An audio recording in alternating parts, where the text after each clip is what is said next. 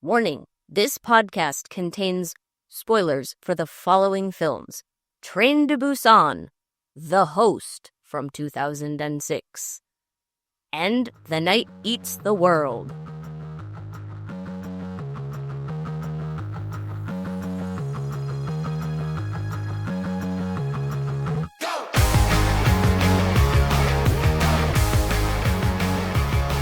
Hey, Nicole. Yeah, Aileen. Fuck, marry, kill. The train bathroom, the elevator in Sam's Paris apartment building, or the hidey hole in the creature's lair under the bridge. Oh, boy. Okay. I am going to fuck the elevator. A little up and down, a little fun. It's fine. I think I'll marry the train bathroom. I mean, it was like solid. Very clean. Really clean. Shockingly secure. I like security. Lots of options. There are a lot of them. Oh my God, if you have to go to the bathroom. Also, if you have to go to the bathroom. Oh my goodness, I didn't think about that. And I'm definitely gonna kill the sewer lair. Yeah, it's gross. Nasty and full of bones. So Wait till we get to talk about that because I had some interesting stuff about it. Ooh, okay. Fun. I think I would switch the bathroom for the elevator and marry the elevator. I really like elevators. I think it's peaceful, quiet, dark. I feel like the train bathroom is really tight and small and I would freak out. I agree, but that elevator in particular, especially It's very at the end, creepy. I don't like how many hands come through. Yeah. That makes it is definitely more accessible. You can reach in there. Yeah, but definitely kill that hidey hole. For sure. It's gross. For sure. For sure. Cool. Yeah. All right.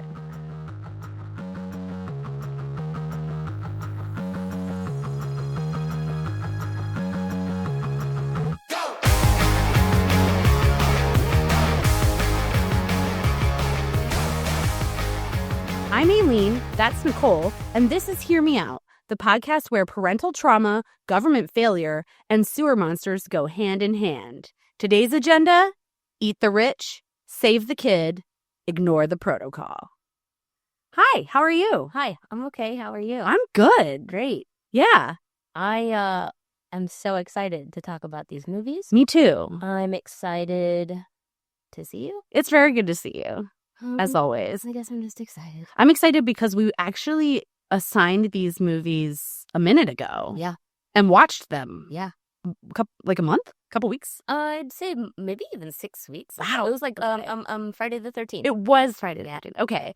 So they've been like on my mind for a while. Long time. And I got to rewatch them again too, which was fun. So cool. Should we talk about these movies? Yes. So they were part of one of our mini movie fests that we like to do. The theme for this mini movie fest, although we did end up all picking horror movies, the actual theme was communication, breakdowns in communication, Language barriers. failures in communication, just sort of overall themes in failures of communication, honestly. Yeah. And could have not picked horror movies, but as we are who we are, we're working on it. Yeah, we did pick horror movies again. And as we may come to discover, they're not necessarily just straightforward horror movies. There's a lot of, messaging. There's a lot of genre blending, which I think is really cool. Yes. It's one of my favorite things. Me too. And I think especially in the last two, almost anybody could watch these. Yeah. Not super gory, super bloody, super scary. And that maybe the message is more important than the medium. Agreed. But like our last movie fest, the rules are as follows. We each pick a movie that the other person hasn't seen and show it to them. And then at the end, we choose a movie that neither of us has seen and watch it for the first time together. So as we mentioned in the spoiler section, our first movie is 2016's Train to Busan, which is one of my favorite zombie movies. Now mine as well. And yes, Aileen had not seen it, so I showed it to her. So good. So And I wasn't expecting it to be as good as it was, and it really blew me away. it's, shocking. The first time I saw it, I was really surprised and pleasantly So, Yeah. how emotionally gripping it is. We love emotionally gripping horror films. It's kind of our thing. We do. It's fun to discover that together. Yeah. We like a lot of the same vibes. Yeah. Same vibes. So, a brief summary of Train to Busan. It's a South Korean film. Obviously, highly recommend watching it in its original language with subtitles. I haven't ever seen the dubbed version, but I heard that it's your standard English dub. Very so disappointing. I know. How do you even get the emotional feelings from that? I can't. You can't, but also I feel like you could try better than dubs ever do. You're correct. Anyway, so a brief summary of Train to Busan is a workaholic father takes his daughter very young, probably 6, maybe 6, 7, yeah, on an early morning train ride to the city of Busan to visit her mother for her birthday. It is her birthday. And a zombie outbreak is actively happening, it's beginning. And so it kicks off pretty quickly. They have to fight zombies on a train. I mean, that's what is scarier. Maybe zombies on a plane, but whatever. Any confined space. Yeah, cool. So they obviously, like any survivor movie, you assemble a little crew of survivors throughout. There's 2 sisters that we learn about, that we follow. There's a group of baseball players and a cheerleader that groups up with them. There is a mom-to-be, dad-to-be, pregnant wife, very pregnant wife. Yeah. And then a really, really shitty businessman. He's awful. That we not so much follow, but just sort of keep an eye on. And we have a very lovely homeless man as well. Yes. He's kind of a red herring at the beginning. Somebody gets on the train that is infected. That's when we discover this unhoused man is also, they both kind of exit into a washroom. Washrooms become big parts of the movie, as indicated in the FMK earlier. And the unhoused man is shaking and clearly has some PTSD from things that he has perhaps experienced in the past, but also just witnessed. He says everyone is dead. They're all dead. They're all dead, yeah. So we gather all these people. They sort of team up fighting zombies. An interesting thing about this movie is South Korea does not allow guns. They don't allow their citizens to have guns. So there are no guns in this movie, and not even a whole lot of necessarily killing of zombies, just fighting zombies. Yeah. It's a lot of fight for survival more than it is how do we defeat these things. But I'd say the main messaging of the movie is the character arc of Sakwoo, who is the workaholic father. Yeah. Has a lot to learn about empathy, caring about other people, including other people.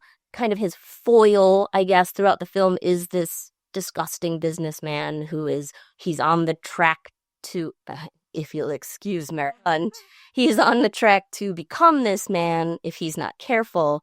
Meanwhile, he's surrounded by these other survivors that are more in line with the way his daughter thinks and probably the way his ex-wife thought, because as we find out, that is why mommy left, is because he only cares about himself. She also, when there's a scene where they're talking about the homeless man, and that cruel businessman talks to the little girl and says, what is he?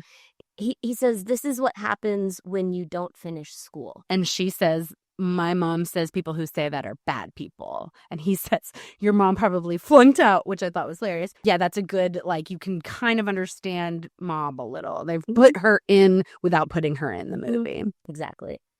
Speaking of how she's in the movie, she is listed, and this could be a translation thing, but it is funny that she's in the husband's phone as ex-wife. Not even her name. She's not her name. Well, I don't know if you noticed that in his phone, he has the people from his work that he's communicating with under Lemmings. Yes. Because at the beginning, when he's in the office and someone suggests going a different direction with business. He says, what are we, lemmings? Right. We're not going to do that. Right. Which, it's left ambiguous, but may or may not have contributed to this outbreak in some way. Well, yeah. I mean, he's a hedge fund manager, so not exactly, right, but did work with the company. Yes. I think that I think they chose to invest in the company that had something to do with this rather than pull out. Right. The lemmings all did. And there is a scene when he's in his office and he's looking at his computer, and you see stuff is starting to show up on the computer about what's happening. And he looks very concerned in a way that isn't like, oh, no, this is scary. It's like, oh, this I'm in trouble. I have a part in this, or something bad this is going to affect business poorly. This affects me financially. Exactly. Never financially recover from this. So, that's basically the setup, and we fight the zombies. We do what we can. We get where we can. I mean, we can't get into all of it. I obviously highly recommend this movie. There's some awesome, it's so good, interpersonal drama. There's excellent action. I mean, the best action. The fast zombies. Mm-hmm. So they're super, super scary. Yeah. There are some neat things that they play with as zombies that you don't necessarily get in every zombie movie, as far as like how they act and what triggers them and what causes them to fall down, etc., etc. So that's fun. It's not just your typical zombie stuff. A lot of the actors employed, and I think we've experienced this in some other movies too, are dancers, acrobats, contortionists. Yep. So they can really move. Yeah. And they're designed after a couple things I read. Kind of interesting. So there was a video game called 7 Days to Die, and the zombies are designed after the zombies in that, which are just kind of herky-jerky. Ghost in the Shell 2, the dolls or cyborgs in that, they also designed them after that, which are also very creepy, jerky, slow turnings of the head, things like that. And then the creepiest to me, the nurses in Silent Hill. That's a really good. That's actually, I've heard that brought up for one of the movies we're going to talk about later. Oh, interesting. Those creatures reminded whoever I was listening to talk about that. Sorry, I don't remember, but they were reminiscent of the nurses as well. Yeah, also because of the silence. The silence is the thing. But okay, so this is interesting. I noticed that people change or become infected at different rates in the movie. Mm-hmm. Some people get bitten and almost instantly change, and some people, it takes them some time to change. I did a little research. It has to do with how close to the central nervous system the bite actually is. Sure. So someone bit on a leg or arm, hand, that's going to take longer than someone bit on the neck or the back or the shoulder. Yeah. Interestingly, the cheerleader at the end, she gets bit on a limb, but changes very quickly. And I was confused about that. So I did some research on viruses, and when viruses take over like a large population like that, they learn things. And so she may have been bitten by somebody this virus has been, this is several stages down the line, so it knows how to move through her body faster. That is really interesting. I've also heard theories that in this movie in particular, it may have something to do with your will to turn. Oh, wow. So I like that. In particular, we warned you of spoilers, but the expectant father does get bit, and he not only fights them as hard as he can, even as he turns, he's still fighting them. He fights them. I think they end up consuming him. I don't even think he becomes part of the horde. You never see him again. And I think he really strong-willed fights them truly till the end, and it is his demise. Yeah. Young Suk also doesn't change. Like, he also is looking like he's changed, but he doesn't even know he is until someone tells him he's infected. That is the nasty business. We don't like Young Suk. I call him Yu Suk because he sucks. But for instance, the cheerleader got bit on a limb but turned right away. But at that point, she was probably helpless. Yeah. Helpless. I mean, they were alone on a train. They were surrounded by zombies. This is towards the end. She'd been thrown to a zombie by Young Suk, but they left the door open, so it's kind of their fault. But I'm not going to victim blame. No, we're not doing that. Yeah, he is awful. I also think that there's like, so Sang-hwa is the bulky dad-to-be who we love. Love it. He is kind of the good angel on Seok-woo's shoulder, and Young Suk is the bad angel. They even at times in the movie like appear over his shoulder in such a way, kind of being like, no, don't do that. Or yes, do that. And they also are kind of like his two potential paths. Yes. You can go this way and be a good dad, or go this way and continue to care only about money. And they're like examples of what his future could look like. And there are several scenes in the movie where Sang-hwa is saying, because Sang-hwa and Seok-woo don't really get off on a good foot. No. But when they later, after they're kind of giving each other, like ripping on each other. And then Sang-hwa's like, it's hard to be a dad. And someday she'll look at you and say, and understand why you did the things you did. But it's all about sacrifice, right? And it's this moment that I think is kind of pivotal, changing thing for Seok-woo, because he's understanding, you know, how to be the dad he wants to be and be the person he wants to be. Yep. That's also the moment they go from calling each other jerk and asshole. Yes. To buddy. Buddy, that's right. Oh, that's so sad. Yes. So Sang-hwa, actor, was, what is his name? The guy who plays Seok-woo? Mm-hmm. That was his personal trainer. Yes. He wasn't even like, I think that's so great. Yep. Oh man, I'll never remember his actual name. But yeah, he was his personal trainer. Interesting, Ma Dong-suk. The main guy? Yes. Okay. No, I'm sorry. The beefy guy. That's beefy guy. What is Seok-woo's real name? Gong-yu. Gong-yu. Okay, so Gong-yu's parents say that he's a descendant of Confucius. Oh, wow. Isn't that neat? It's interesting. He also has no social media accounts, and he says that that social media is alienating and makes people insecure and lonely. Not wrong. Not many famous people don't have at least somebody else controlling a social media account for him. Yeah. He has none. He's also really hot. He's so hot. It's really hot. Such a hot dad. That's a really good segue into how I would like to talk about the Train to Busan and how it fits into our theme of communication overall. I've got just a couple points I'd like to go over. So there's obviously the, like, I'd say fourth wall breakage of communication in that we don't speak Korean. Right. So there's your first battle with communication is we probably lose a lot of humor and nuance and cultural understanding, all kinds of things that would really fill this movie out by not speaking the language. But, you know, we do what we can. Well, speaking of that, nobody says anything about the girl walking through the train, the first infected person who's clearly not okay. It takes forever for anyone to even look at her. That is Korean culture too, because it's like I was like, why isn't somebody doing anything? And then I found out that it's like you don't get involved. You leave everybody's stuff alone. It's the same as, you wouldn't pick up somebody's keys that were laying on the ground, but in our country, people are like, oh, I'll find it. I'll figure out. And in other countries, it's like, no. I'm not going to get accused of picking up those keys. They'll come back for them.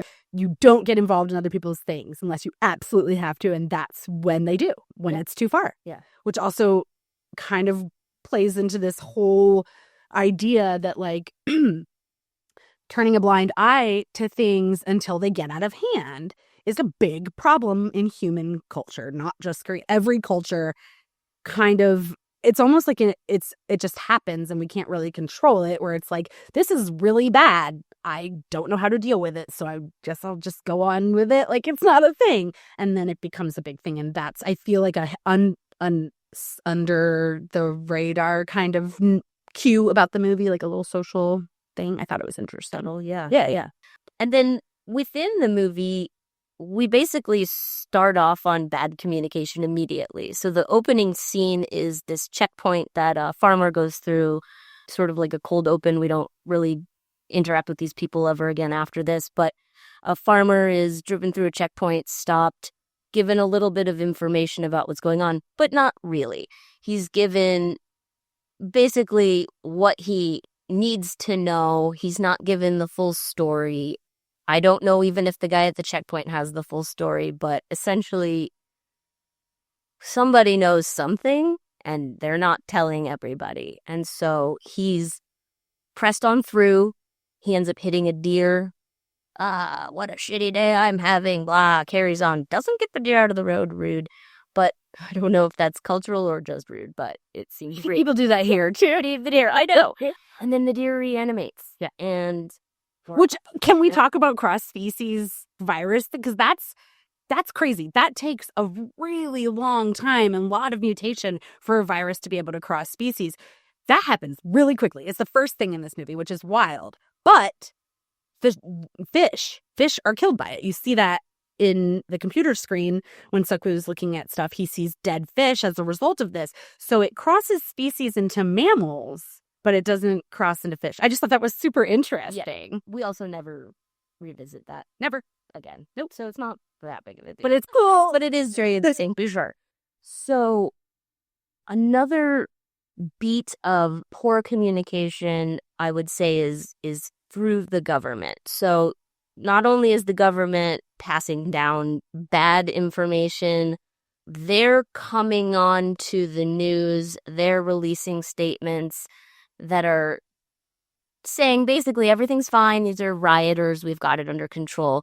But thanks to tweets and thanks to firsthand, like cell phone live video footage, yep. That's directly contradicted. You see zombies falling out of helicopters onto skateboarders and eating them right in front of you. You see huge numbers of people getting taken out. They're also seeing this with their own eyes, obviously. People are checking their phones. Surprisingly, cell phones are still working. They're a huge part of this movie, which I think is pretty interesting. A lot of zombie movies will pretty much immediately take cell phones out. But I think it's cool the way they use cell phones. Great. They utilize them as sort of distractions and ways of getting in touch with people that they get separated from. Well, when we talked in a previous episode with we brought up cell phones and then again, the director of one of the other movies on our list today was talking about cell phones movies and how as a director or filmmaker, you really have to take that into consideration. It changes so much about a movie because of what people have access to. Definitely. So it's really interesting to see and can you say the name of the director of The Host? Bong Joon-ho. Bong Joon-ho says it's changed how he writes movies and makes movies because it's a reality that we have to take into consideration, and it's almost lazy to just write it out. Yeah. So I think that's really neat. Yes. So then something that I found in researching this movie a little further, I found a fun little podcast called Everything is Public Health. And it is two people just talking about how everything in the world relates to public health. They're scientists. And they have a little spin-off segment. I don't know if they still do it, but I found it when looking for this movie, information about this movie. And it's basically Train to Busan, except with public health. So they talk about something in pop culture and then relate it to public health or how public health relates to this. And they're not really zombie movie people, but they wanted to go over how... Well, these viruses are a public health crisis, so Definitely. Of course. I mean, that's obviously the overall factor at play. But an interesting point that they brought up was the lack of communication from authority in this movie and maybe a lot of zombie movies. They do, obviously we saw that the news is featuring some government statements, but in the podcast that I was listening to, the big question is, where are your text alerts saying there's something happening? Where are your loudspeaker alerts all over the city saying something is happening? Where are your siren even? Right. Yeah. Where is anything that is blasting you with information, it's nowhere. And that is just something to think about. I don't have an answer for it, but Well, it's interesting because I think in every movie where they address the government's role in a crisis, the government's like, no, we're not going to tell people. That's crazy. I mean, don't look up.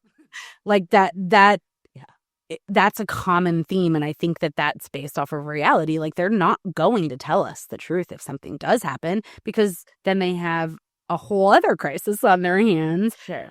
Yeah. I feel like Which is they wild. do. I can't quite remember. I feel like maybe in The Walking Dead, they try the very beginning. There's communication about safe points, or, trying to at least corral people in or out of cities, and here's where you can go. But then, of course, it all falls apart quickly because, as we see in movies like this, the government can get eaten by zombies as well. Right. So then the final thing about communication that I wanted to bring up is just an instance that comes full circle that I think is a really beautiful example of communication is Suan, which is the daughter. She's so precious. She is in class at the beginning of the movie, and she tries to sing a song that she has learned, that we find out she learned for her dad. And her dad did not come to the recital at school. And because he wasn't there, she forgot the words to this song. And her grandma took a video of it, but she forgot the words to the song. All the kids are laughing. It's very sad. She looks sadly into the camera. It's a heartbreaking moment. And the dad does not particularly lift her up because of this. He's kind of, you should finish what you start. And that's bad. But later on in the film, they kind of bring it up again. And he says, I think she says, how did you know? Or something like that. And he says, I'm always watching you. I'm always with you. I'm always there with you. Even if you can't. Even if you can't see me. So then, at the end of the movie, when we're down to our final two survivors, which is the pregnant woman and Suan, and they're walking through this tunnel, and they're walking toward, they don't know this, but they're walking towards snipers, essentially. Like a barricade, and there's military, and they all have rifles pointed at these people. And they can't tell if they're zombies or if they're survivors. Yeah. It's dark. They're walking, slowly. hazardly. Yeah. And so the order is just kill him. Which, can we fire that guy? Like, no, you could have said, hi, are you a person? I mean, they have all the guns. They're ready to shoot them if they're zombies. So if they're like, oh, and start running towards them, it's 2 people. It's not 100. That is, bad military man. He would be dishonorably discharged. Fair enough. So they're walking through, and initially she has this inability to get through this song. She has this inability to complete anything that has to do with it. And then at the end of the movie, we're not getting communication with these people. We're not hearing from these people. We're unsure of what their intentions are as the military. And then all of a sudden, she just starts singing. I'm like gonna cry. I know. She starts singing the song. She's sobbing.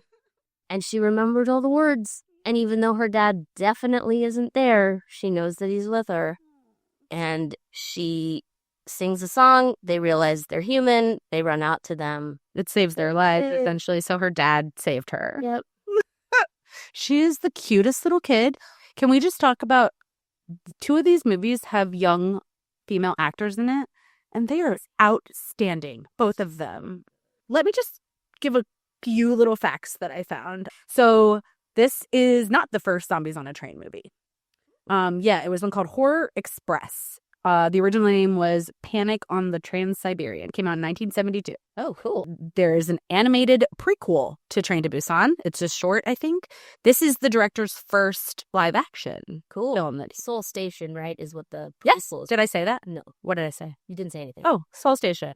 Few other, it had a different name for every country it was released in, and some of them are so funny. Zombie Invasion, Zombie Station, The Express of the Living Dead, Zombie Express. This one's fun. New Infection, Final Express. Whoa. And then Corpse Speed Train. Yeah. That's it. We know that it was mostly practical effects. There's not a whole lot of CGI in this. Is there any? There's some There is. setting up, And there has to be the breaking through the glass stuff, yeah. and probably The pile up on the train at the end. mass hordes when you're looking overhead at Yeah. and there's a literal train of zombies slowing the train down. Yeah. They're hanging on to it. I bet there's some CGI, but I'd say the physicality, it's got to be all practical. Yeah. You can't. It's seamless. It's really great. It really is. There's also a sequel, as we both watch, called Silly. The Train to Busan Presents Peninsula. Yeah. It's not. It's totally different. Right. The director says it's not necessarily a sequel so much as a different world, a different movie in the same universe. Yes. It is interesting. It takes place to beyond, like later, which I thought was funny because, but there is that time jump in there. Okay. Yeah, 4 years later. So the beginning immediately after, which says that things fell to shit immediately, which would indicate that our ladies at the end maybe don't have a great end. But who knows? Is it a different place? It is Korea, but they said something about that Korea, the whole thing, the infrastructure is gone, so it's just called the peninsula. Now it's not even called Korea North or South anymore, just the peninsula. Right. And basically they isolated the virus there, which seems to be a theme. Yeah. I think is interesting. It's probably the first that makes sense. Like a very first reaction is let's isolate it. And I did know that they had initially wanted to do an American remake of Train to Busan, which would have been completely unnecessary. Are they not doing it? I don't know. Okay. I was like Train to New York or something. I think James Wan of Saw and, Insidious and all that fame was attached. I think he may have had something to do with Peninsula. I can't quite remember. But I think the compromise that was made is there's a lot of English speaking in Peninsula. It's very Americanized, even though it ends up a very interesting Korean drama. It's just so strange. It's a really but weird movie. I don't want to spoil it, but I will say, like, out the gate, I was like, this looks like it's going to be amazing. And then it takes a wild turn and a lot of weird shit happens. So Jin Hee, she's the cheerleader. Yeah. She's in the K-pop group. I just found that out yesterday. That's neat. That's really cool. Yeah. They only say the word zombie once in the whole movie. And I only saw it written in a tweet. Did they say it? I don't even know. Because I don't remember them saying it. It just says the word zombie. Well, I wrote the word zombies only used once. So it could have been said, written. I believe it was translated probably from Twitter when the government was fine. The Twitter feed was saying keyword zombie. Zombie. That's right. Okay, cool. So, yeah, that was our not so quick summary of Train to Busan. Classic us. Next up. Okay. The Host. Yeah. Such a good movie. So this was a movie I had seen and Nicole hadn't. It also starts right out the gate with a language barrier issue. So I'll do a quick little synopsis. So right out the gate, you are in a lab. It looks like a morgue type of lab. And there's an American scientist and a Korean person who works there as well. And the American scientist tells this guy to pour all of this formaldehyde. Is it actually formaldehyde? Formalin, right? Formalin, right. It's a difference. It has to do with dilution. Yeah. And he tells him to pour it all down the drain. And the Korean guy who works there is like, sir, this will go into the river. And the scientist is like, it's a broad river. Think broadly, which is what? Herschel from The Walking Dead. It is Herschel from The Walking Dead, rest in peace. And he's very condescending, this American guy. Also, these bottles are sealed. They have dust on them. Calm down, sir. They're not contaminated. Doing it's not ruined. Going. There's no reason for this to have happened. But the Korean guy's like, okay. And he pours all this stuff down the drain. That's what starts this mutation of animals that become monsters, if you will. There is one, and it's hard to say if it's a mutated fish or what, because it's wild looking. I would say it's something ocean-based mutated or sea-based or river. It's the river. And this creature starts attacking people, and that's when we meet the Park family. There's the patriarch, who is the father of 3 adults. Oh, names. I'm going to mess it up. I may just avoid it. So I know Gangdu is the oldest son who is kind of a mess. He has strangely grown out orangey bleached hair, really brassy. He dresses in baggy clothes. He always just kind of looks like he's like, bah. Literally falls out of his shoes when he's walking around because he's like, duh, what? Yeah. He's kind of a ding dong. He's played by the dad from Parasite. Yes. Wildly different characters.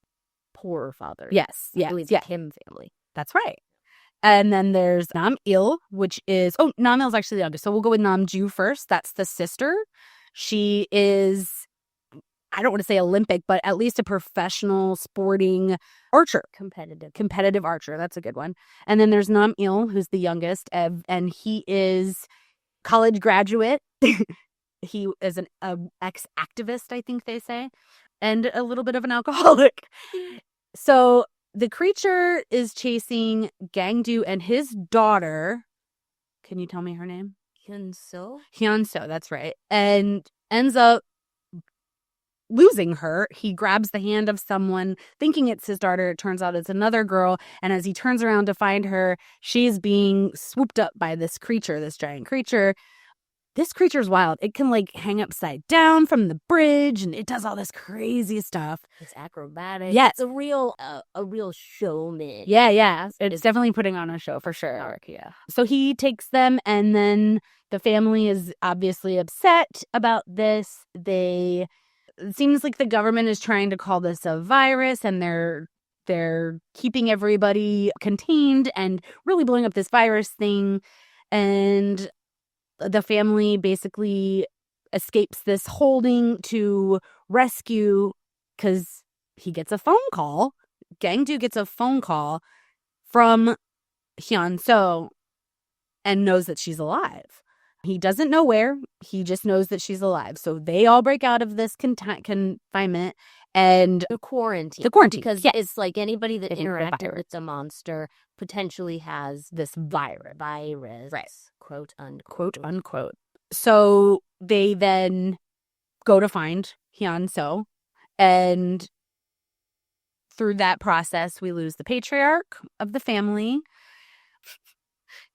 This movie is so hilarious and so tragic at the same time. It's really weird. Yeah. We'll get into that more. It is very Bong Joon-ho. So the rest of the movie is basically the three siblings trying to find Gangdu's daughter. And they go through all these processes of finding people to help them triangulate the call to find out where she is. They do finally figure out that she's I'm going to say the name of the bridge wrong, but she is under the bridge that goes over the Han River. And it's basically sewers, right? Like, it's gross. I think it's sewers. Yeah, it's got to be. It has to be. And they end up, the rest of the movie is just your basic pursue and rescue the child. Yeah. There's two little brothers who are just kind of alone and wandering about. Yeah. And street urchins. And there's a concept that they talk about in this movie called Seori. I don't know if the spelling that I found is right because I really had trouble finding anything on it, but I've heard plenty of people talk about it. It's basically, there is no literal translation because it doesn't exist in our country. And it's basically, it's okay to steal food if you need it, especially if you're a kid. That's basically what it is. There's no punishment. It's a bit of a scolding. You don't go to jail. You don't get arrested. None of that. It's like a finger wagged at you, basically. So these kids are doing that. They're going about trying to find food. There's actually one scene where one of the brothers is trying to steal some money, and the other brother's like, no, that's not what this is about. It's okay if we get the food. They end up getting... Well, the youngest brother gets taken by the monster. They both do, I think. Right. But one doesn't survive. And the little brother survives somehow. And Hyunso takes him under her wing and protects him preciously. This girl is brave. She is amazing. So she is trapped in this guy's lair, this monster's lair. He is, for some reason, not killing her. He's killed all the other people that are in there. He doesn't kill the little boy, but I get the vibe that it's because she's keeping him safe. they hide from the monster, but the monster has opportunities to kill her and does not. But he's not really nice to them. He's not nice. It's interesting. The way He just doesn't kill them. Yeah, it's why. Doesn't want him to go, Right. but isn't nice. Well, I was thinking, it's strange because he exhibits behavior of it exhibits behavior of a monster, which is just bad. But it also exhibits behavior of a creature that is just trying to survive, right? It mixes them, so it's strange and it's hard to understand. Is he not eating them because he's not hungry? Because that's what a real animal would do. Right. So yeah, that's an interesting thing about it. But so the siblings, they lose each other trying to do this, figure out how to rescue the girl, come back together in the end at the bridge. And there's a long, amazing fight scene between them and this creature that involves Molotov cocktails. It's pretty great. And, well, we said spoiler alert. So the monster ends up killing Hyun-soo and sparing the little boy. Gang-do is clearly devastated over the loss. The whole family is destroyed over the loss of Hyun-soo. She's basically why the family stays together. Exactly. They're not great friends as siblings. No, they don't really like each other. The father, the patriarch, he kind of pits them against each other. Somewhat, but he loves them. He wants everybody to be a family. But then he'll also be like, "You only brought a bronze medal." And yeah, I mean, yeah, he's a bad, classic parent, a critical father, for absolutely. Sure. But it seems like Hyun-soo is the reason any of them even talk to each other at all. Well, there's a whole scene when Hyun-soo's missing before they're taken to confinement or quarantine, where they're eating dinner in their they have a little like container bodega. It's kind of adorable. Mostly like, instant noodles and fast quickie style food, not healthy meals. But they sit down to this meal and it just looks amazing. It's like tons of little plates and dishes, and the three of them, and they're kind of eating silently. Eating is a big thing in this movie. They're eating silently, and Hyun-soo kind of shows up, but it's like a ghostly memory type of version of her, and they feed her lovingly. It's precious. You can tell that she is the soul of this family. Her spirit is with them, even though she's not there. And I think maybe simultaneously, I can't remember if it's happening at the same time, she and the little boy are in the lair of this monster talking about they wish they were having. Yes. And what would be delicious right now. And she says, an ice cold beer, because earlier Gang-do had given her, let her have a beer. Middle school now, you can have this. She's like, you're supposed to be a dash. Oh, gosh. But one of the things that's really important about her story is, and I can't remember exactly the context in which it is said, but at some point it's alluded to that her birth was a mistake because her mother leaves. Gang-do is a complete disaster of a person. She basically is her own parent and most parents. Gang-do's parents. Her father. And it might have been after she was taken, or maybe when they thought she was dead in that memorial in the gym. The best theme in the movie. It is a gym. It's so strange. But it's mentioned that maybe her life was a mistake after all, or something like that. And so then throughout the movie, it sort of becomes apparent that, the purpose of her life is to save this little boy, to give him a second chance, because also at the end, Gang-do is given a second chance, strangely through a lobotomy that fixes some. Well, is it a lobotomy or is it a tissue sample? Well, I don't know. They don't show it. It's supposed to be a lobotomy. I don't know what. Well, I read a lobotomy, but they're talking about just taking some of his brain. Fair, and it could be translation issues. All I know is it's horrifying. That's probably the scariest part of the movie. It is being forced to have a piece of your brain taken out. But it fixes him. But it does. It fits. So he's a fuck up for a lot of reasons. But his dad says it's probably because he was starved as a child. His dad says I wasn't a great dad. He wasn't around. Growing up. Didn't have a mother. Yeah, he had to fend for himself. He starved a lot. It probably delayed a lot of his development. He falls asleep all the time, whatever. He can't get it. He's also disgusting. He's total scumbag. He's so gross. Actually, that's gonna make me bring up a fuck, marry, kill. How gross he is. Are you ready? I'm ready. Okay, I have to find it. Okay, this one's so gross. Oh no. Okay, fuck, marry, kill. Nicole, the blood-smeared window Sam stares through daily rather than just wiping it off. Park Gang-doo's sweatpants that he wiped his dirty little fingers on after he scratched his disgusting open rash after fingering the oily tinned fish. Or Young Suk. Oh no. I know. It's so gross. They're all gross. Game. Sorry. Okay. Those sweatpants are foul. Okay. They're all so bad. I'm gonna. I guess I'll fuck the sweatpants. It's sometimes fun to roll around in the dirt a little bit. We've all been with the scumbag or two. Absolutely. We've all been with a greasy bar hound at the end of the night that's like We may have been literally one. wearing those sweatpants. God. Okay, so that's fair. I'll marry the window because it is, Just a window. the hillside into the world. It would easily. You can clean it. Yeah, you can clean it. Those sweatpants are tainted I forever. can fix him. I can't use the window. Okay, Young Suk, you can't fix. And I will absolutely kill the shit out of Young Suk. I love that. I hate him so much. He's so bad. horrific. He's more disgusting than those pants. He is. Good job. How about Sorry. you? Oh, I don't know, man. Those pants are so gross. And like when he is like digging in the fish and then like scratch, it's all so disgusting. I don't think I could be around those, so I'm gonna have to kill him. Here. I'm gonna fuck the window and marry Young Suk. I know it sounds disgusting, but like he is a human being. Okay. He has a good job. Good point. He's a CEO. Like He might be money, on all the time. money buys love. In my opinion. Yeah, that's where, I mean, it would be one of those things where it would just be like a marriage for necessity convenience. Yeah.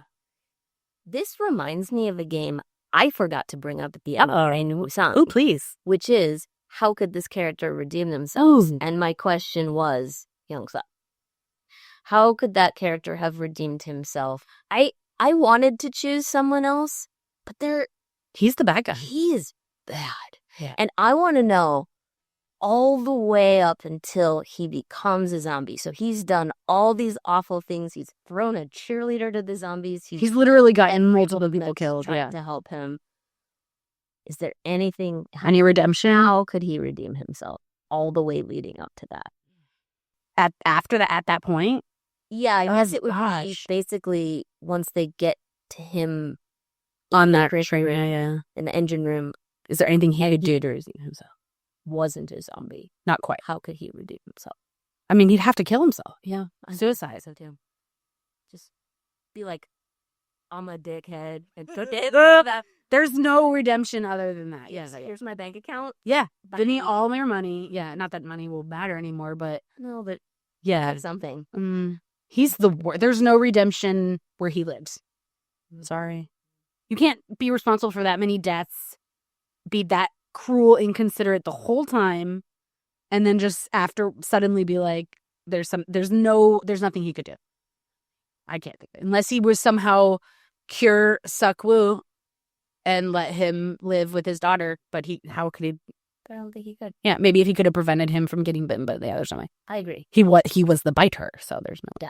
Admission Yep. of guilt and death. Yep, And 100. money. Good one. Okay, I just wanted to get there. Do you want to know some fun stuff about this movie?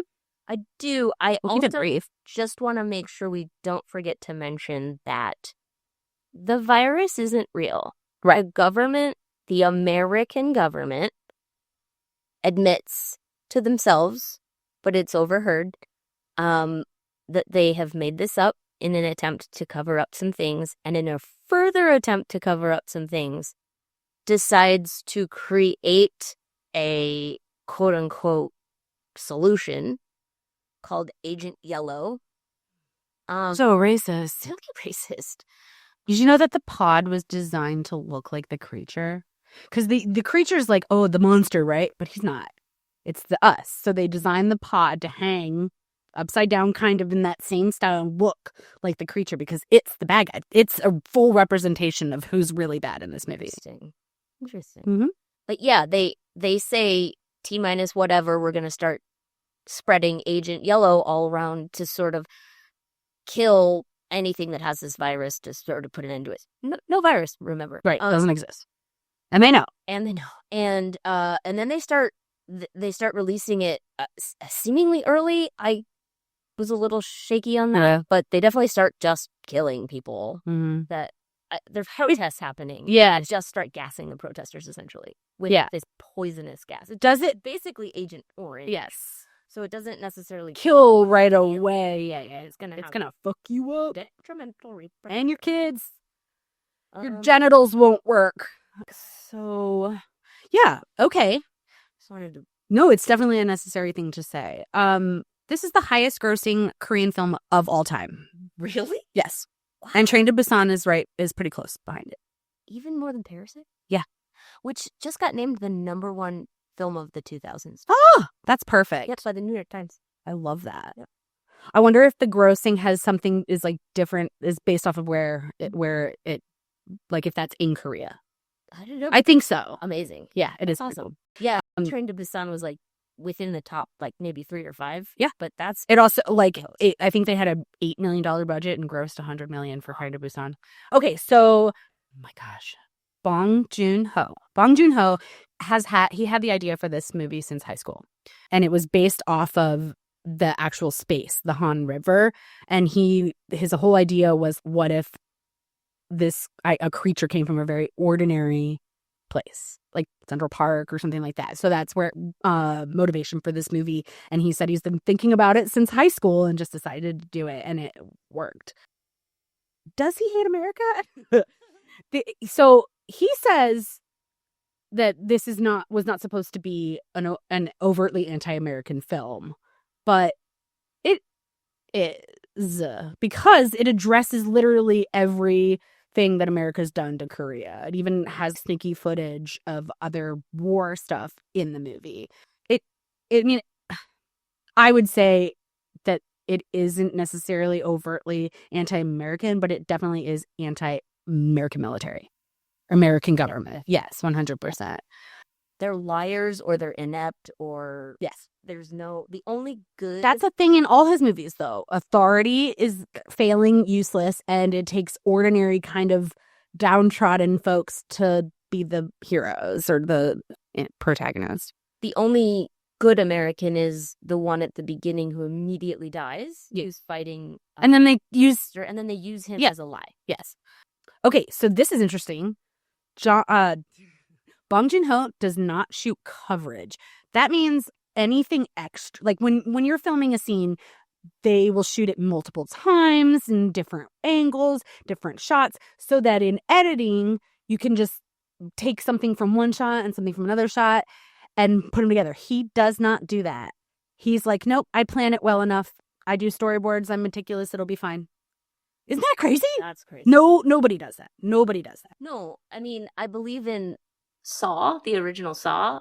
It's like all coverage. Yeah. The movie itself was like 45 minutes long, and they said, let's use all that coverage to make up for the stuff we're lacking. That's like what most movies do these days. Yeah. It's cheap. I will make films and I will be shooting coverage. I don't intend to make a whole movie that's all coverage, but I'm not that strong. I'm not going to not do it. I will take the easy route on that. I would have also thought it would be fun to explore your options when you're editing a scene or something, but no, he's like, I know what I want. I've made the storyboards. This is the way it's supposed to be. Shoot it like that. I mean, you got it works. Confident king, you know? It's working. Yes. Okay, so the movie's obviously based on true events as well as, the subtle stuff. But in 2000, a U.S. Air Force mortician did order his Korean coworkers to dump embalming fluid down the drain. 120 liters washed into the Han River and raised the toxicity levels. So that is a real fucking stupid thing that we did. Oh, Han River. So The Han River is a very wide river. Like the scientist says, it is a broad river. It really is. Runs right through the center of Seoul, and most of the residents cross it multiple times a day. So you're talking about potentially infecting everybody with these toxicity levels when we're talking about what really happened. There are daily suicides into the Han River off the bridge. We do allude to that in the beginning. Yes, they do. Yes, they do.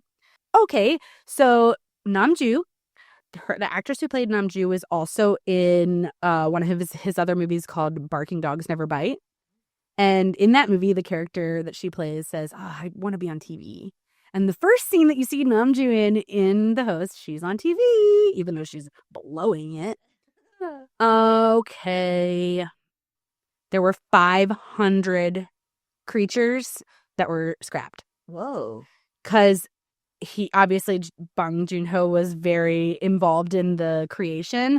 There was a person, Jang Hee-chul, who was in charge of creating the creature. But with every creature, it was like, modify this, modify that, modify that. And they scrapped 500 potential, I put wannabe creatures, which is a lot. I mean, they didn't make them, but they came up with them.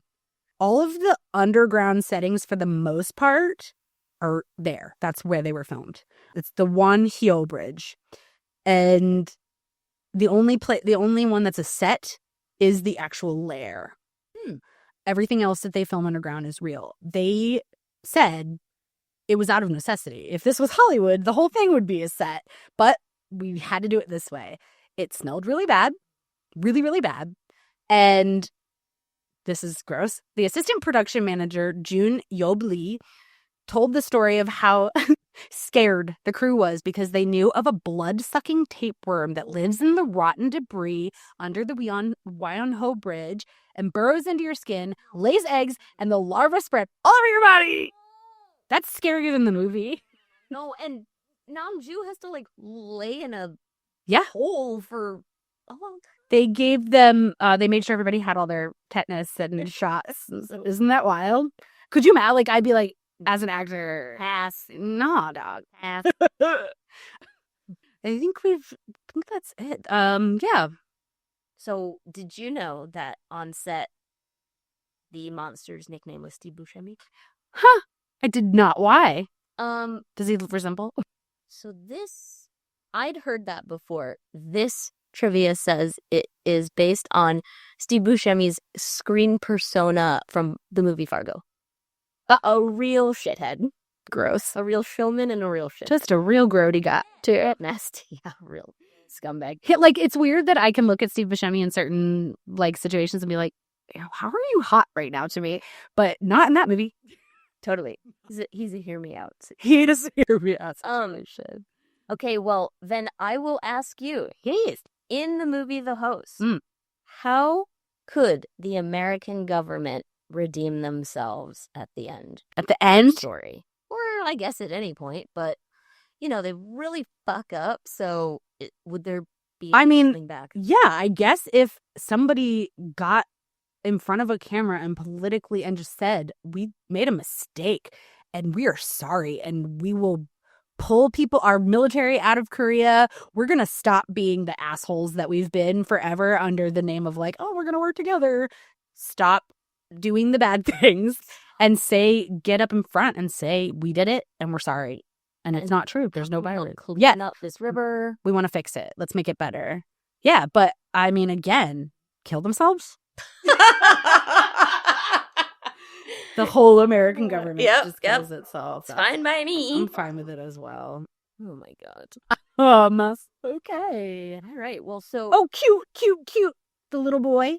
Oh, yeah. He was referred to on the set as Little King because everybody was eager to please him during shooting. He's a really precious little angel. When he's talking about the food that he wants, it's so cute. And then at the end of the movie, Gangdu takes the little boy into his little container bodega, and takes care of him. And it's like a redemption. He gets to be the father he couldn't be. And they're eating again. And he gets to be a son he never was. It's true. They're eating again over a table. It's different food this time. It's like rice and warm food and healthy food. Cooked food. And they're just piling rice in their face, and the TV comes on with news that sounds like it's blaming Korea, blaming Gangdu specifically for things. And rather than get upset, the little boy's like, what if we just turn off the TV and enjoy our food? Yeah, he wants to focus on the food. It's so sweet. It's so sweet. It's the perfect ending, too. I thought. Gangdu just turns it off with his foot. Yeah, he reaches over with his foot and turns it off. Because the container is small enough for him to do that. Yep. Precious little. It's a beautiful ending. It really is. Heartbreaking. Yeah. Cool. Yeah, great movie. We did the gross stuff already, so I can... The gross FMK. Okay, should we move on to the next movie? Let's move on to the movie that neither of us had ever seen ever. Yep. Called The Night Eats the World from 2018. It is a French film, but it was in English. It was. I don't think I was surprised. It wasn't. In English. It wasn't. The actor, who's the only character that you really get to know in this movie, doesn't even really speak that much, but when he does, you can hear his accent. And I was under the impression that he was American. He's not. He's Norwegian. That's the character's Norwegian as well. I guess I didn't think at all. But when he's listening to the tapes, it's in Norwegian. Okay. That's his mom. So I know. The language of the tapes either. Yeah, it was very interesting. He's Norwegian, and yeah. Okay, so this movie is all about, I would say this movie is more of a psychological thriller than horror. Even though it contains hordes of zombies, it is more about, it focuses on his isolation and kind of him going crazy as a result of being the last man on Earth, if you will. Very I Am Legend, the Omega Man. 100%. I'm by myself. Beginning of 28 Days Later. The Walking Dub. Well, he's the freak. He's the odd one out because everybody else is which is the Omega Man. Yes, exactly. Yeah. I think that was a huge. I actually have it on my list. Omega Man, Last Man on Earth, and I Am Legend. I think that was a huge inspiration for this, obviously. So you want to do the little synopsis? Yeah. So The Night Eats the World came out in 2018. It's directed by Dominique Rocher and starring Anders Lié. Is that? I think that's right. And I would say Anders because you do the hard on, right? Hard what? Remember in Workaholics when everybody calls him Anders and he's like, it's Anders. It's a hard on. Let's call him Durs. But he is Sam in the movie, and we meet him at a party that he is reluctantly at. It is his ex-girlfriend's apartment, and she is clearly giving him mixed signals. Come in, hang out, kissy, kissy, please come in. He just wants to come in and get some tapes, cassette tapes. Yep, old school cassette tapes. She invites him in. He can't seem to get her attention. It's kind of this go around. He doesn't want to be there, but he needs to talk to her. It's not an I can come in and just leave without talking to you. There's some reason that he's staying. And she says, go wait in the back room. I'll be there shortly. Something happens. He gets a bloody nose. Can we talk about something that happens before that? Yes. So he's walking down the hall, and that's when he gets that bloody nose. Right before that, he walks past the bathroom and sees somebody throwing up. It looks like a drunken thing, but I thought... And then he walks by a door, and you hear, like, banging and what sounds like sex, basically. And then I thought that the second time I watched it, I was like, that could easily be a zombie eating someone in there. That's really interesting because when he exits in the morning, I'll get back to the summary in a second, but when he exits in the bedroom, there's bloody handprints all over the bed.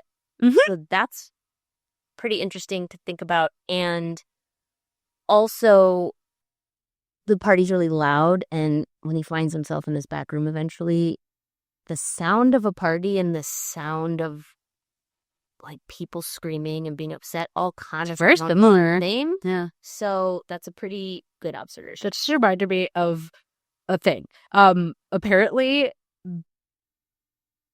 someone makes the same sounds when they're in pain as they do when they're having sex. I see. I don't know who it is, but somebody I heard does that. I see. Interesting. Okay, so he walks down this hall. He gets a bloody nose. He goes into this back room where his tapes are and where his ex has said, I will come talk to you and give you the rest of your stuff, whatever the deal is. The reason he can't simply pick up and walk out. Yeah. I think that there's like a closure type. They want to talk. I believe so, and I think he seems to need that. Mm-hmm. He's very antisocial. You just kind of get that vibe from him. He's not even interested in any part of this. He just wants to get his and get out. And I didn't know what this movie was about at all. And so when he goes in this back room and at one point the door kind of pops open again on its own. And I was like, oh my God, the demons have entered the room. I truly had no idea what was going on. But I guess it was just a defective door. It happens because you need to see him lock the door. Mm-hmm. He doesn't want anybody coming in unless it's his ex. He locks the door to keep all hoopla out. Thank God he locks that door. He eventually passes out. Probably he's tired, bloody nose, sick of this shit, whatever. Maybe jet lag. We don't know where he's from. I mean, yeah. We know he's from Norway, but we don't know where he lives. Yeah. This is Paris. He's not French. He is not French. So he wakes up in the morning and unlocks that door and discovers that nobody's there. There's bloody handprints everywhere. The apartment's actually empty at that time, but he opens the front door to the stairwell, and I think his ex is the front. Well, he sees a few people sitting. He sees the back of their heads, and his ex, he says, honey, doesn't he? Or babe? I felt like he said something that I was like, what? Fanny? So it could have... Okay. Fanny, not honey. Okay. But I don't know. Yeah. I don't know. And yeah, she turns around. She's like, and so he slams the door, and essentially you're just he's alone. He's alone. He sees a family across the street at one point and tries to warn them not to get into a car because he realizes what's happening more or less, but they don't make it. And then that mom could have shut that door. Oh, they were dumb. That's it. He's alone. And he, throughout the movie, just kind of systematically clears this apartment building. There's some places he either traps a zombie or a family of zombies in there, or he clears the apartment and takes the resources.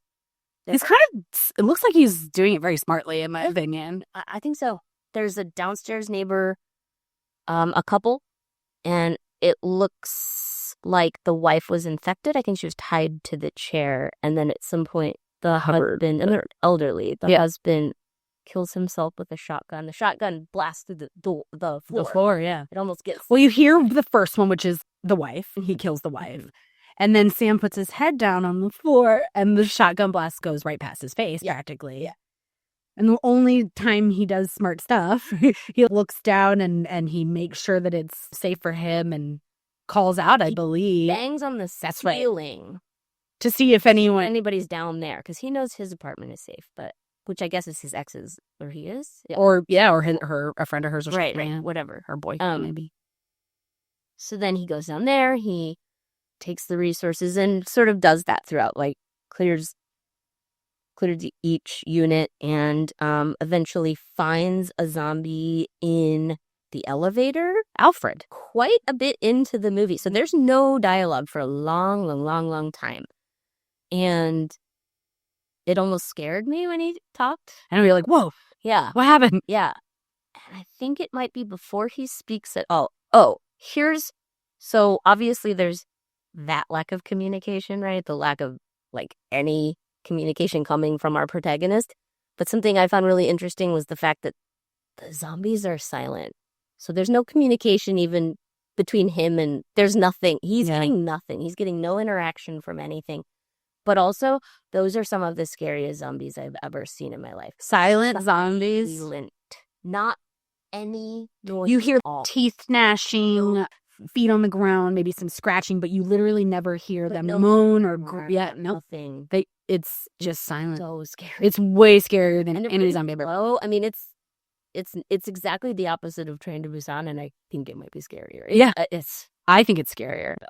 So then eventually he finds Alfred in an elevator. Zombie in an elevator. Yes, and he's trapped in there. Mm-hmm. And so Sam sort of ends up having this little relationship. He even sets up a little sitting area Yeah. next to Alfred. He smokes cigars Mhm. with him and drinks cognac with him and, asks his opinion on things. Alfred obviously does nothing. No, but he just gnashes that kind head. of like, He does teeth yeah, stuff. Wants to eat him. kind of hand stuff, but doesn't try very hard. No. He's not an aggressive zombie. He's just in there.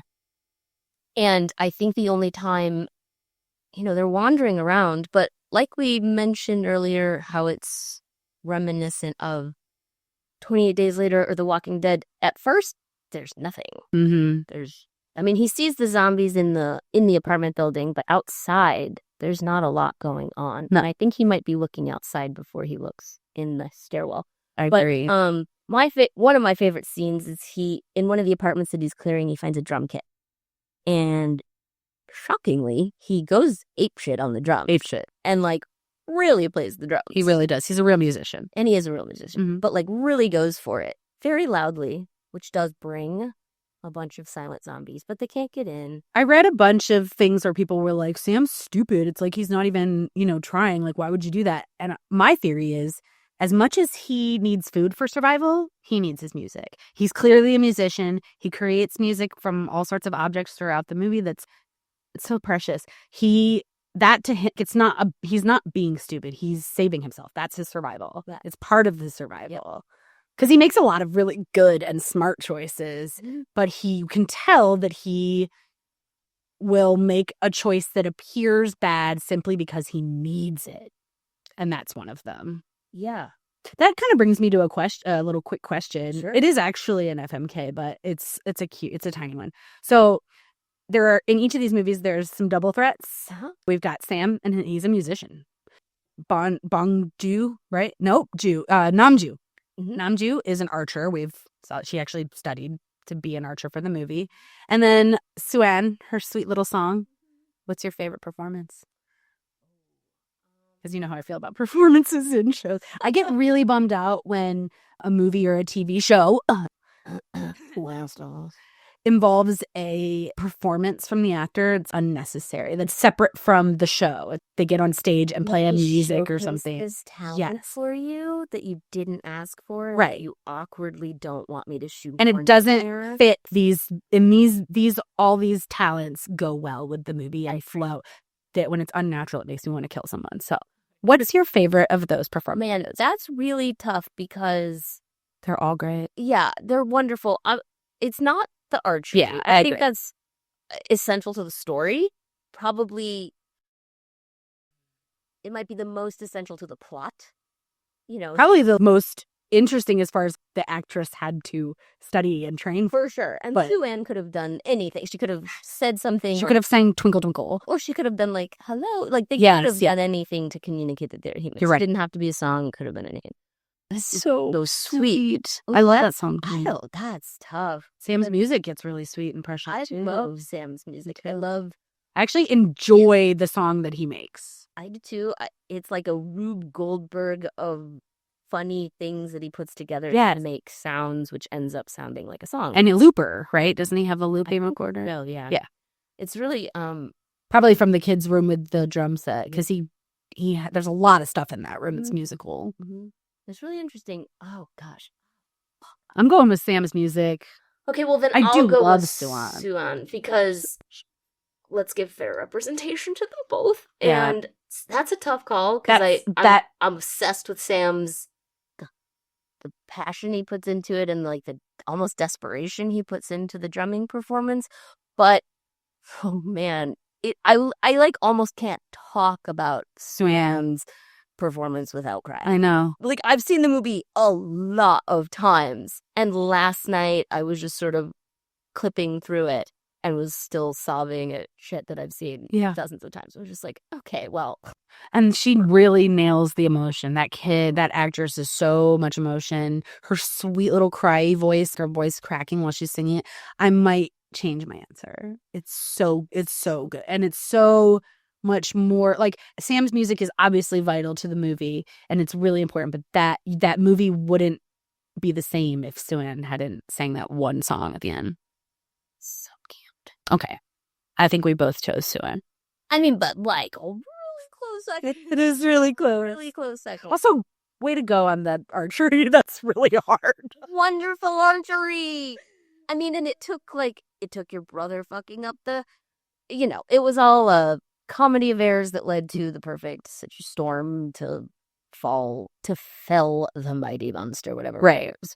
It was great. Yeah. She overcame a lot. Everybody did great. I agree. Trophies for everybody. We didn't talk about in the host the scene. We didn't really talk about it as much as I would have liked to. The scene on the memorial funeral gymnasium scene.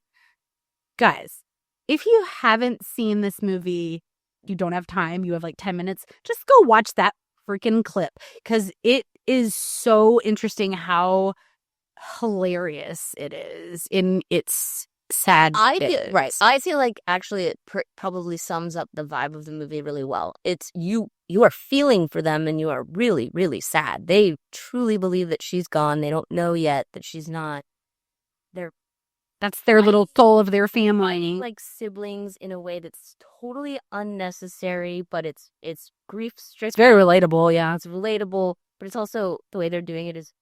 The dad falls asleep just like mid-fight and he grabs his stick. I don't know why I did that. Namil like drop kicks or so. He does a sitting position. It's absolutely insane. It's crazy. And then the one like authority figure walks in and immediately like slips and falls. You can't. I was like, I don't know if this is supposed to be funny or not. And then that happened. I was like, okay, I'm allowed to laugh at this. It was so funny. Sorry for coming back to a different movie, but geez, that was good. Yeah. So then we talked about all the things. Oh, this is interesting. So there is a nod to 28 Days Later. There's two, actually. The one I didn't even notice, but the one that I did notice is the collecting of water on the roof, which I thought was really cool. It's like a quiet nod. Also, apparently that calendar that he's keeping on the dirty window, he puts an X on the 28th day. And it was like a nod to 28 days. It was what's the word? Conscious, deliberate. Yeah. I could not understand that calendar. It was very confusing, and I tried to like look at it again, and I heard other people be like, what the fuck is that calendar even? It's not like a normal calendar. How do you even know that they do it on the 28th day? Well, I was thinking about it, it really adds to the confusion and the disorientation and kind of like, we don't even know where or when this is anymore, And I think if they had done a calendar that you could tell what was going on, it would be like, okay, he's been there this long. This is what's happened. It's kind of crazy not knowing. I like that better. I don't even know if Sam knows anymore. Right. And I think that's a big thing. We kind of just see time progress through the length of his hair and emaciation of Dudley and the falling leaves on the ground. Yeah. Like the passing of seasons, but there's no definition. Yeah. Time. Except that calendar, and it's not even clear. I hadn't noticed that. It's really not clear. Very interesting. The one thing I did want to say about, just Sam's lack of communication is that it seems like eventually his need for it, even though he's a pretty self-isolating person, once you're thrust into that unwittingly, he just starts to get this need for it that begins to outweigh his regard for his personal safety. Yes. So the cat is in harm's way. Yeah. The cat's a good example of that. He attempts to bring a cat friend in, and cat snubs him. Becomes a really close call. His friendship with Alfred. Yeah. Which is, what are you doing, dude? That guy could kill Eat you. Alfred wouldn't do that. That's what he says too. Yeah. Yeah.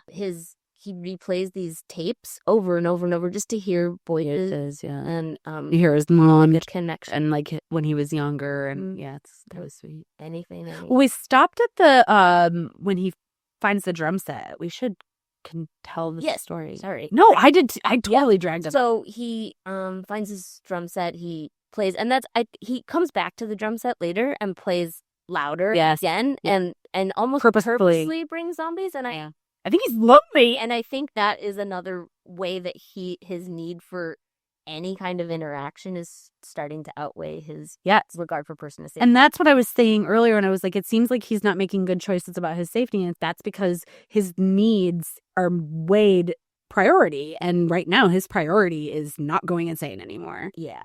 And that means interaction with someone. Yeah. And so that really comes into play sort of in the final bit of the movie when So he's been hearing things kind of banging around and echoing in the apartment the whole time. You're unsure if it's creatures, people, pipes, whatever. The first time he hears it, he's laying in bed and it's dark, and they come into the room, they bust through the door, they attack him, they kill him. It's a dream. Yes. So like it's giving you these are zombies out here. There's something bad. It doesn't. That's what it's like insinuating. Yes. But then the hot water goes out. It's like, well, was it that? Right. Right. There are also zombies in the apartment. Yep. He has closed some of them up. So it's like, well, are they just banging around in their unit? Whatever. So at some point, he does wake up for real and shoots through the door because somebody's on the other side of the door. There is something happening on the other side of the door. And we discover there's a woman, a human woman. The other shot her has like she's got like all that like shot or something. I can't remember. It's one of the shotguns that has a pellet type of tiny. Yeah. So she's got like holes all in her belly, and you just hear her breathing. Can I say that if she made it that far to him, to the door, she knows there's another person there clearly, why didn't she say something? It's the middle of the goddamn night. There's no zombies in there. Not doing any kind of like knock, knock, knock, knock, knock. I'm a human. Indicate that like I'm not. They do it in Train to Busan. No. When they get to the washroom, okay, the men have to travel from car 9 to car 13, and when they get there, they do a like. I'm a human. Like it's deliberate again. Yes, something that a zombie wouldn't just bang on the door to do. Anything to indicate, and she has a long hallway. That pissed me off. Also, I mean, even if she knew there wasn't a person in there, which there clearly is. Why is she there? I think. Clearly, she's been watching him. Mm-hmm. There's pictures of him on her camera we discover later. So she knows he's in there. At any point, even if she didn't, she should be making noise to call out the zombies so that she can defend herself. Yes. And you don't want to sneak up on a zombie either. Like, whatever. Okay. Her fault. Big time. This time I'm victim blaming. Yeah, because she sucks. She really messed that up. Really bad choices. So anyway, so he shoots her. And he's panicking because this is the thing he's been needing this whole time. Yeah. The whole time without realizing it. And then of course it's right there and it's immediately taken away from him. So he starts pulling bullets out. He has some weird like medical understanding and like stuff. I wonder if maybe he's like a med student or something. They don't really say, but he, extracts all of that. I want to say shrapnel, but that's not the right word. But the little shut, whatever. Any buckshot, is that a word? Yeah. Anyway, I did it. He takes all that. He takes that out and he nurses her back to health, and they become great friends. And she stays with him for a little while in this apartment. He makes a song and he's singing to his song, and she starts humming along, and it's very beautiful. Yep, they get along famously for a little while. At one point, he is like introducing her to Alfred, and she's like, "What are you doing? This is a zombie. He'll eat you. He'll kill you." And Sam's like, "Oh, Alfred would never do that." But Alfred wouldn't, because he doesn't. In the end, that's the thing. Okay, it's really crazy. We'll get there. So we have this great friendship with Sarah, and then eventually Sarah starts saying, "We got to get out of here. What is it? Like, food? There's nothing left for us here." And she starts saying, "Well, what's the plan now?" And he's like, "What do you mean, what's the plan now? We're just gonna figure out how to stay here."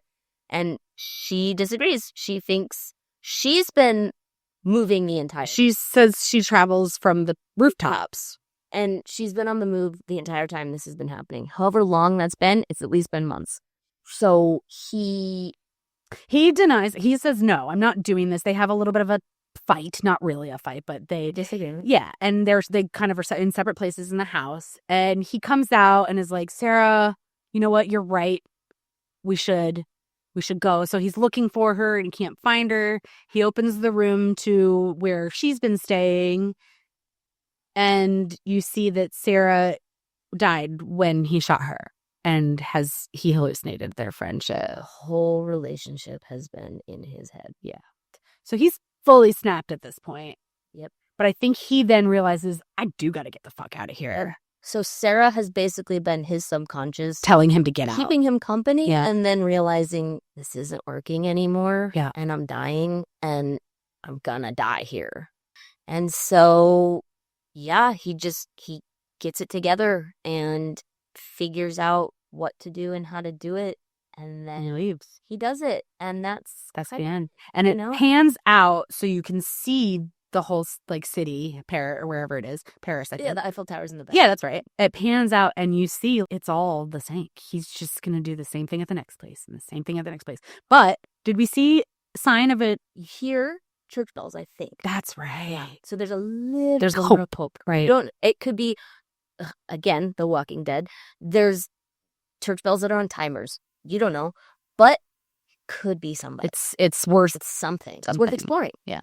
And that church bell, could bring other people. I don't know. Yeah. Could be a beacon for others. Yeah. Obviously, there are other survivors. Yeah, because Sarah, until he killed her, was a real person. Yes. And there's evidence that she had been watching him, like we mentioned, because there are pictures of him doing his thing, unknowing that she's watching on her camera. She has a digital camera. So there's people out there, hopefully more than just Sarah, but come on, Sam, you can do it. Oh, man, he jumps off the roof of his building and falls into another building, and it's crazy. He's not secured properly. It, snaps his back. He almost falls into a window with a zombie right there. It's so crazy. But he's all right. It's better than staying in that house and starving to death. So. I mean, and that's the thing, right? That's always the conclusion that everybody sort of ends up reaching is either we can't stay here forever. Surviving if you're just gonna sit here and die. You have to die trying. Right. Which I did. This goes back to Train to Busan, but I did do I was kind of looking into the virus and basically the way it's displayed, and a medical person was like, okay, this is what's happening here. This is what's going on in the brain. This is why the eyes are cloudy. This is why they're blind. All this really cool stuff. And then is like, if everybody just sat still for 3 days, they'd die. They'd all die of dehydration. Oh. So if you just kind of hold up in your house for 3 days, the Train to Busan zombies would have died based off of the characteristics of the virus. Interesting. Yeah. I mean, essentially in 28 days later, they just start starving to death. Yeah. Once there's people are smart enough to stop getting eaten. Right. Cool. Nice. You go first. Well, I just have one last question for The Night Eats the World.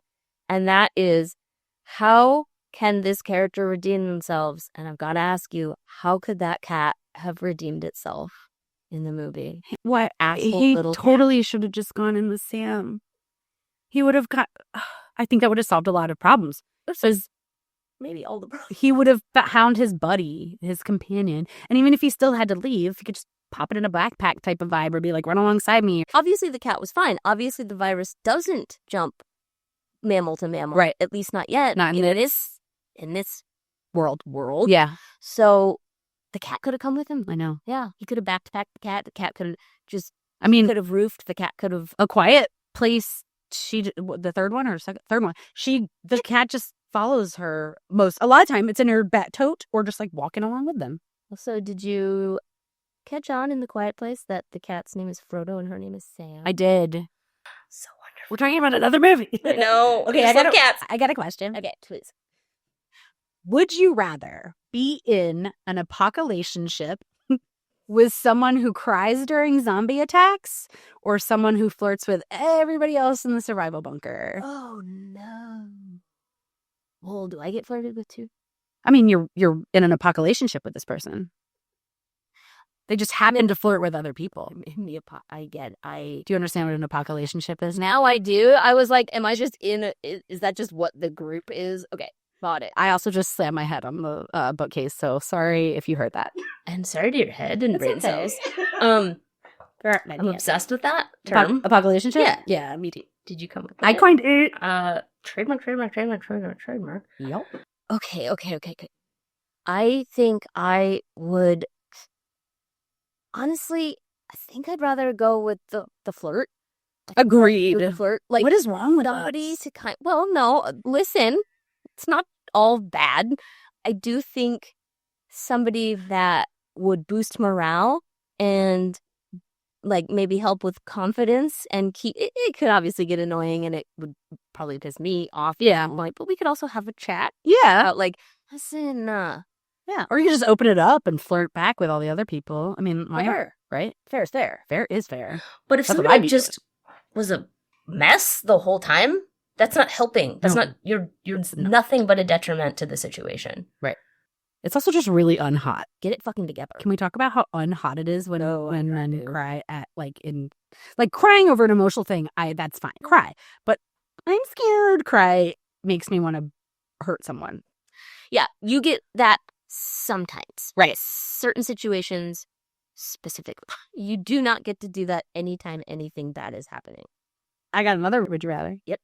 Would you rather make out in a FEMA bunker full of throw pillows with only a padlock and a narcoleptic lookout for security, or cry in one with no comfortable seating or bedding, but has a 3-tiered zombie intrusion alarm? Well, again, morale is everything. Let's make out. Let's be prepared. Let's be on guard. I mean, there Have is a one lookout. eye on the door. Even if he is falling asleep. Yeah, I mean, one is better than none. Let's also keep our eye on the door, because we know for a fact that nothing is fail-safe. The Titanic sank, right? Right. So this 3-tiered system shit that can fail at any second. Absolutely. The apocalypse came. That wasn't supposed to happen in the first place. Crying alone. I do enough of that in the real world. Like, I do not need that in my apocalyptic fantasy. Also, blankets and pillows, bro. Blankets and pillows. I'm not going to sit in like a stark cement place Probably by myself. in trees and on rocks. And Right, like, at this point. please. I'm definitely going to choose making out on pillows rather crying on a cement block. However, if the death comes swiftly because I made that choice, that's how I want to go. I'd much rather die making out and laughing and having a good time comfortable on pillows than crying. Sad. But my makeup partner is somebody cool and hot. Always. We would never make out with anyone who wasn't cool or hot. Cheers. Okay, well, that leads me into my next question for you. Oh, yeah. Not in summary, really, but thinking of all these movies, I'd like to ask you some where are they now? Oh, okay. Because there's a lot of open-endedness happening. There's some places we could go.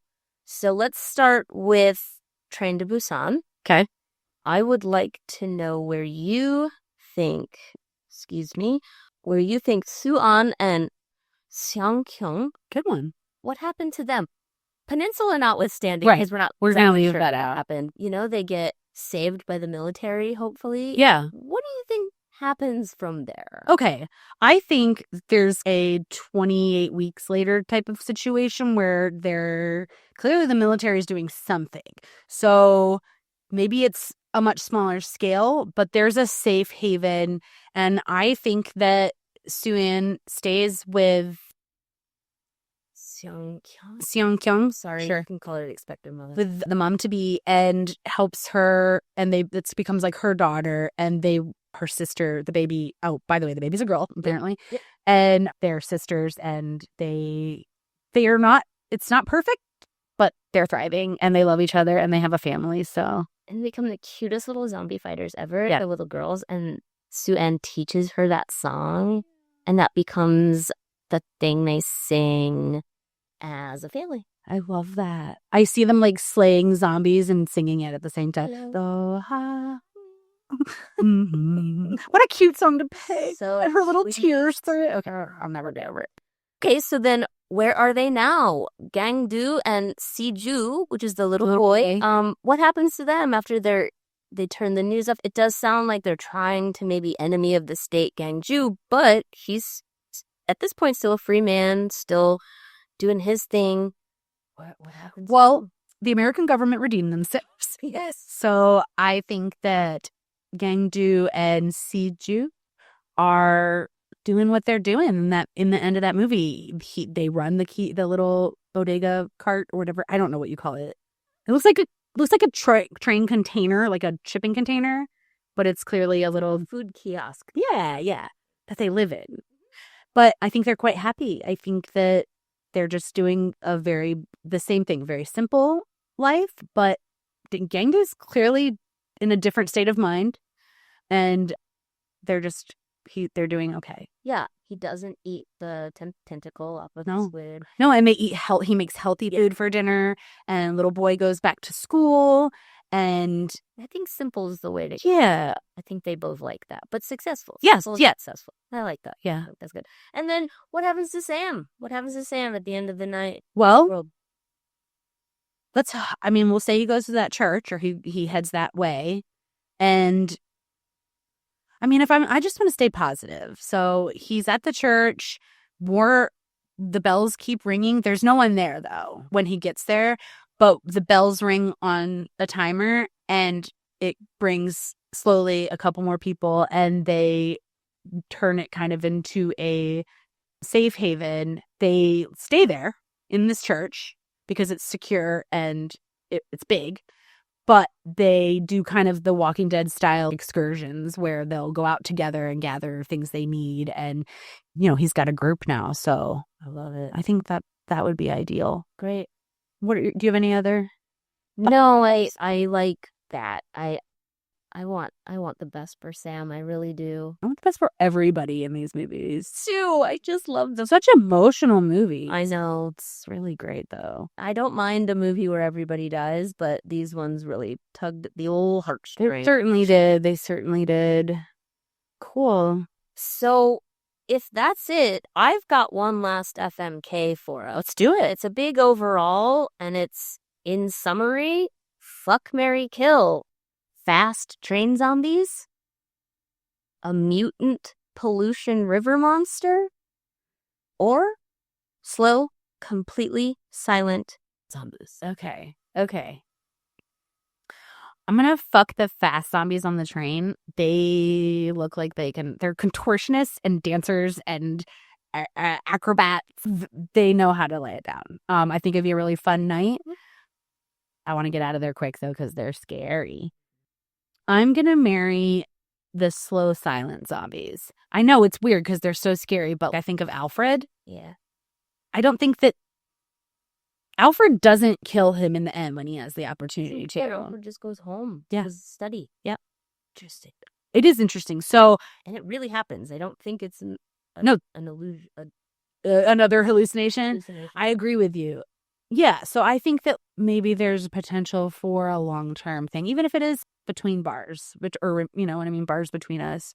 If that's how it has to be, that's what it is. I'm killing the creature, and my reasoning is I don't think that the creature's bad.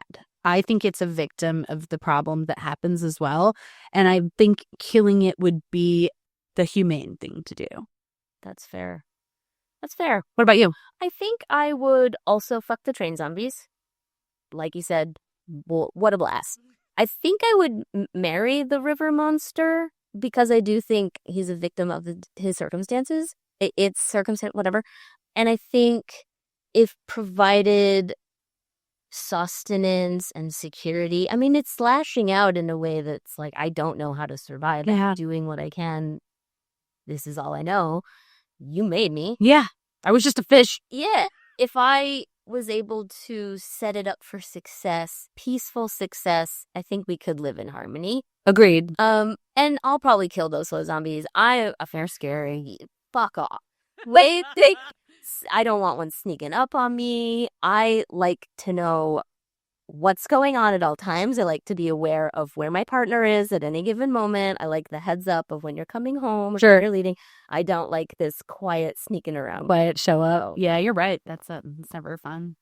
So those are good. I know. There we are. Oh my gosh, we did it. We did it. That was a good one. That was fun. Thanks for listening. And tune in again. Please. Bye. Bye.